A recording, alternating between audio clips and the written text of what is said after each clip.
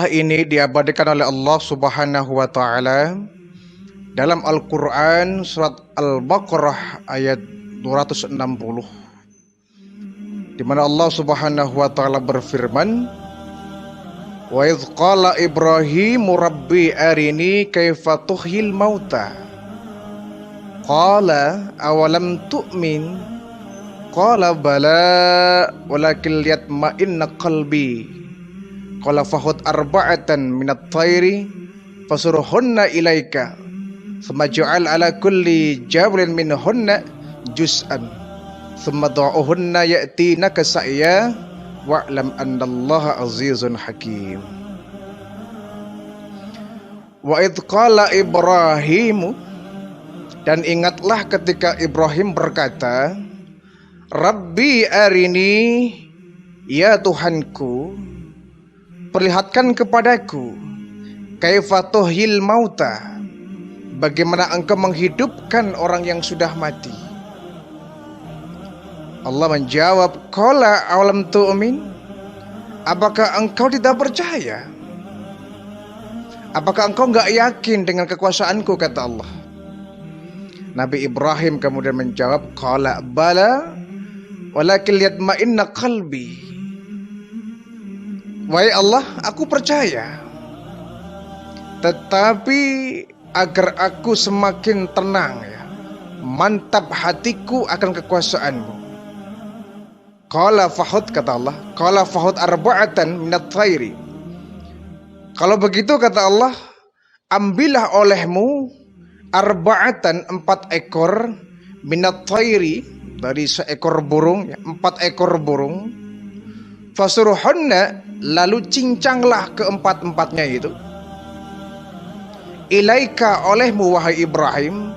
Thumma ja'al, kemudian letakkan, ala kulli jabalin, di atas masing-masing bukit, minhunna, dari burung-burung itu, juz'an, 1 bagian. Samad'uhunna ya'tinaka sa'ya, kemudian panggillah mereka burung-burung itu, niscaya mereka akan datang kepadamu sa'ya, dengan bersegera. Wa'lam annallaha azizun hakim, dan ketahuilah sungguhnya Allah maha perkasa lagi maha bijaksana. Jadi ada cuplikan kisah dari Nabi Ibrahim alaihissalam. Satu hari, dalam satu riwayat Nabi Ibrahim sedang berjalan di tepian bukit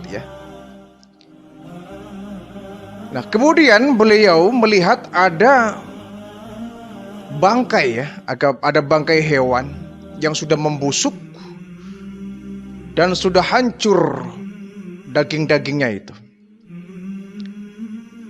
Nabi Ibrahim berpikir, Allah, apa iya ini bangkai sudah hancur begini, sudah nggak berbentuk,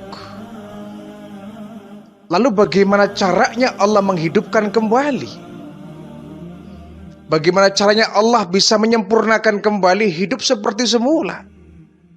Bangkai sudah hancur begini. Nah, kemudian Nabi Ibrahim berkata kepada Allah, wahai Allah, Rabbi arini kaifa tuhyil mauta.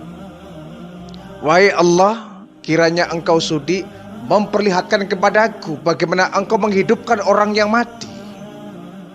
Aku ingin tahu ya Allah, bagaimana caramu menghidupkan orang yang sudah mati. Aku ingin tahu prosesnya di depan mataku, bagaimana engkau menghidupkan orang yang sudah mati. Allah kemudian menjawab, awalam tu'min, hai Ibrahim, apakah engkau enggak percaya? Apakah kau kurang percaya akan kekuasaanku? Nabi Ibrahim menjawab, bala, percaya ya Allah, aku percaya ya Allah. Walakin liyatma'inna qalbi, tetapi lebih untuk menenangkan jiwaku, menenteramkan hatiku, supaya agar mantap imanku, mantap akidahku. Aku ingin ya Allah, engkau bisa menunjukkan kepadaku bagaimana caramu menghidupkan makhluk-makhluk yang sudah mati. Tentu ini bukan berarti Nabi Ibrahim gak percaya ya. Bukan berarti Nabi Ibrahim tidak percaya, tidak iman, bukan. Tetapi agar lebih meningkatkan, memantapkan, mengkuatkan, mengkokohkan iman dari Nabi Ibrahim. Sementara kita tahu ya, Nabi Ibrahim itu kan seorang yang sudah teruji betul keimanannya itu. Abul Anbiya ya, sebagai bapaknya para nabi itu. Bapaknya para nabi. Karena memang sejarah membuktikan bahwa banyak nabi-nabi yang lahir setelah beliau yang merupakan darah daging Nabi Ibrahim. Dari Nabi Ismail, Nabi Ishak, Nabi Yakub, Nabi Yusuf, Nabi Ayub, semuanya itu berdarah dari keluarga Nabi Ibrahim alaihissalam. Sehingga dikatakan bahwa Nabi Ibrahim adalah Abul Anbiya, bapaknya para nabi. Dan sudah teruji betul ya ketika beliau diperintahkan untuk memotong leher Ismail, dilaksanakan dengan sebaik-baiknya itu. Dibakar hidup-hidup beliau pun berani. Sudah teruji betul. Jadi kisah ini bukan berarti Nabi Ibrahim gak percaya kepada Allah, tapi tidak. Sekedar untuk memantapkan imannya. Ya. Di sini bahasanya adalah lihat ma'inna qalbi, untuk menenangkan hatiku, untuk menguatkan imanku, menentamkan jiwaku supaya tentram, betul-betul menyaksikan kekuasaan Allah di mata kepalanya sendiri. Baik kata Allah, fakhudh arba'atan minat thair. Kalau begitu wahai Ibrahim, kau ambil 4 ekor burung. 4 ekor burung kau cari, kau ambil. Nah, ada satu riwayat yang menjelaskan bahwa ketika Nabi Ibrahim sudah dapat 4 ekor burung ini, beliau sebelumnya latih dulu, dilatih terbang ya. Agar ketika Nabi Ibrahim memberikan isyarat ya, kode, si burung itu bisa mendekati Nabi Ibrahim alaihissalam. Dilatih dulu.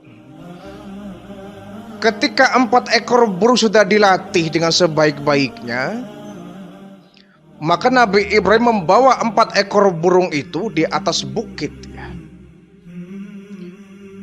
Nah, kemudian kata Allah, fasurhanna ilaika, dan cincanglah 4 ekor burung itu. Kau cincang, kau mutilasi, kau hancurkan, kau robek-robek. Kau cincang sampai lembut. Kepalanya kau cincang, kakinya kau cincang, ekornya, badannya, bahkan sekujur tubuhnya silakan kau cincang. Ya, kau cincang sampai tidak berbentuk burung. Famaj'al ala kulli jabalin minhunna. Kemudian setelah engkau cincang, kau taruh burung yang sudah kau cincang itu di atas bukit. Ala kulli jabalin, di atas masing-masing bukit, minhunna, dari burung itu. Jadi setelah kau cincang burung itu ya, kau taruh di atas bukit. Jangan kau kumpulkan, kau sebar ya. Kau sebar cincangan daging burung itu di setiap bukit satu ya, satu tumpuk sampai 4 tumpuk ya. Jadi terpisah di beberapa bukit itu cincangan burung tadi. Nah, setelah dicincang kemudian oleh beliau ya, ditaruh di beberapa bukit. Jadi nggak terkumpul di satu bukit ya, bukan kemudian 4 burung dihancurkan menjadi satu kemudian ditaruh di satu bukit, tidak. 4 burung dihancurkan, dicincang, kemudian mencari ya, dipisah-pisah di beberapa bukit. Satu bagian ya. Sudah dicincang lembut. Kemudian oleh Nabi Ibrahim ya, Fammat ohunna ya'tina kasa'ya. Kau panggil mereka burung itu. Burung yang sudah kau cincang lembut, kau panggil. Maka kata Allah, Ya'tinaka sa'ya, niscaya kau akan melihat mereka, burung yang kau cincang akan mendekatimu dengan segera, ya, dengan cepat. Dan betul, ketika sudah dicincang, ya, ditaruh di tempat yang jauh, bukan tempat yang dekat, ya, tempat yang jauh. Ditinggal di tempat yang jauh. Kemudian oleh Nabi Ibrahim dipanggil, wahai burung, kemarilah kau. Kemarilah kau. Itu burung yang sudah hancur tubuhnya, sudah tercincang kepalanya, pecah, kakinya patah, bahkan isi perut pun hancur berantakan. Tiba-tiba menyatu, kepala kembali utuh, kaki diutuhkan kembali, nempel lagi, menjadilah 4 ekor burung yang utuh. Kakinya kembali menyatu, ekornya kembali menyatu, kepala yang terpotong pun menyatu kembali, bahkan seisi perut yang hancur berantakan pun terisi kembali, ya, terangkai kembali. Kemudian terbang burung tadi, 4 burung terbang, ya. Keempat-empatnya ini terbang mendekati Nabi Ibrahim. Kagum betul Nabi Ibrahim, sujud beliau, betapa besarnya Allah Subhanahu wa Ta'ala. Burung yang sudah hancur, sudah dimutilasi, sudah dicincang lembut, ditaruh di tempat yang berbeda-beda. Tapi kalau sudah menjadi kekuasaan Allah, tidak sulit bagi Allah untuk mengembalikan itu. Sehingga burung dipanggil oleh Nabi Ibrahim, datang ke 4 ekor burung ini mendekati Nabi Ibrahim alaihissalam. Saya dengan bersegera, ya, tidak menunggu lama, tidak menunggu, hai burung terbanglah ke sini, terbanglah ke sini. Kemudian beberapa jam, tidak, segera langsung, ya. Jadi prosesnya begitu cepat. Bagaimana Allah menyatukan daging-daging burung yang sudah hancur tadi. Kun fayakun, tentu, ya, tidak sulit bagi Allah. Dengan sekejap mata itu burung yang sudah hancur terbang ke 4 ekornya mendekati Nabi Ibrahim. Wa'lam anallaha azizun hakim. Dan ketahuilah bahwa Allah itu aziz, maha perkasa, hakim, dan maha bijaksana. Ini burung, dan tentu itu pun akan terjadi dalam tubuh manusia.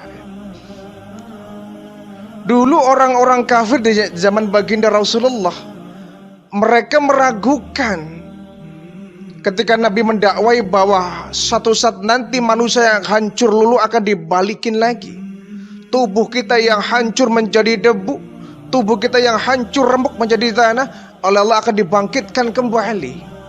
Nah, ini orang-orang kafir di zaman Nabi baginda Rasulullah itu nggak percaya. Mana mungkin Muhammad? Mustahil. Makhluk sudah hancur, sudah remuk jadi tanah, apa ia bisa dibangkitkan kembali? Nah, ini mereka menggunakan logika, ya, bahwa sebenarnya bagi Allah yang seperti itu bukan hal yang sulit. Kita harus percaya, harus yakin bahwa kita nanti, ya, walaupun terkubur di kuburan, ya, di alam barzakh, kita hancur tubuhnya, hancur tubuh kita, tulang belang kita pun hancur, tapi dibangkitkan di liang kubur, kelak nanti kita akan diutuhkan kembali oleh Allah Subhanahu wa Ta'ala. Muka yang tinggal tengkorak saja, badan yang tinggal tulang belulang saja tanpa daging.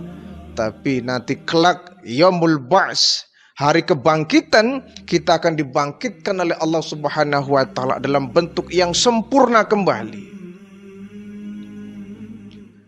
Dibangkitkan dalam bentuk yang sempurna kembali tanpa kurang satu apapun. Dan itu bagi Allah tidak ada yang sulit, ya. Allah maha perkasa, Allah maha kuasa, Allah maha segala-galanya. Jadi kalau kita memahami kekuasaan Allah, yang dipakai jangan selalu pakai akal, ya. Akal terlalu kecil kalau harus mengamati, menganalisa kebesaran Allah. Terlalu kecil dimensi akal ini. Dimensi otak terlalu sempit kalau harus menelaah, meneliti, merenungi, apalagi menganalisa dari kebesaran Allah Subhanahu wa taala. Tetapi yang kita kedepankan adalah iman. Ya. Yang kita kedepankan adalah iman. Kalau sudah menggunakan iman, maka sesuatu yang tidak mungkin menurut otak, tapi pasti akan mungkin menurut iman. Yang menurut otak itu impossible, mustahil menurut otak, tapi kalau sudah iman yang bicara, tidak ada hal yang mustahil. Laki-laki dan perempuan, ya. Seorang perempuan kan tidak mungkin bisa mengandung, ya, kalau indung telurnya nggak bertemu dengan spermatozoa. Bagaimana mungkin indung telur bisa berbuah menjadi embrio, menjadi bayi, kalau tidak dibuahi oleh sperma dari laki-laki? Nggak masuk akal, nggak mungkin, nggak masuk rasio. Mustahil itu. Kata otak gitu. Tapi kalau kata iman, bisa jadi Allah yang mau, tidak ada yang nggak mungkin. Maryam, ya, ibunda Nabi Isa alaihissalam, wanita yang suci, belum pernah kesentuh laki-laki, belum pernah dijamah seorang laki-laki, belum pernah nikah dengan seorang laki-laki, dan belum pernah hubungan badan dengan seorang laki-laki. Kok bisa Siti Maryam bisa mengandung seorang anak? Bukan pakai akal, tapi pakainya iman. Bukan pakai rasio, buntu. Menggunakan rasio, buntu. Tapi menggunakannya adalah iman. Bagaimana proses terjadinya embrio Nabi Isa alaihissalam dipandang dari segi kedokteran? Buntu. Buntu. Tapi dikajinya melalui imannya. Dimensinya dimensi iman. Kalau dimensi iman, sesuatu yang tidak mungkin pasti terjadi. Jadi tidak semua hal-hal yang tidak mungkin, ya, tidak semua yang kata rasio tidak mungkin itu nggak akan terjadi. Karena tadi kekuasaan Allah, maha besarnya Allah, jangan selalu kita telaah menggunakan akal dan otak. Harus tahu diri, ya. Kapan otak bisa bekerja, kapan otak harus minggir, iman yang bekerja. Ya, sama dengan peristiwa ketika baginda Rasulullah, ya, Isra Mi'raj. Itu kan secara akal nggak mungkin.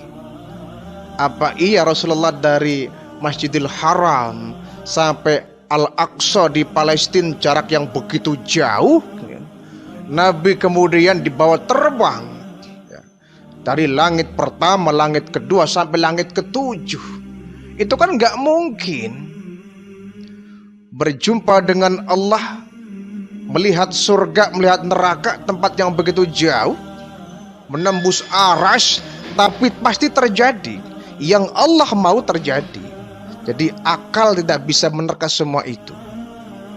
Menggunakan adalah orientasi iman. Pun demikian kisah dari Nabi Ibrahim ini, bahwa yang terjadi yang menurut akal tidak mungkin, tapi kata Allah mungkin, pasti terjadi. Nabi Ibrahim untuk memantapkan imannya, beliau minta, ya Allah, tolong ya Allah, kiranya engkau bisa, ya, memperlihatkan kepadaku bagaimana engkau menghidupkan makhlukmu yang sudah mati, yang sudah hancur, bisa menyatu kembali. Terbukti 4 ekor burung tadi yang dicincang lembut bisa oleh Allah dihidupkan kembali, terbang mendekati Nabi Ibrahim alaihissalam. Ini menjadi sebuah pelajaran bagi kita, ya, bahwa kita harus percaya akan kekuasaan Allah, ya. Kita harus yakin Allah berbuat sesuatu yang tidak mungkin dikerjakan oleh manusia, bagi Allah pasti mungkin.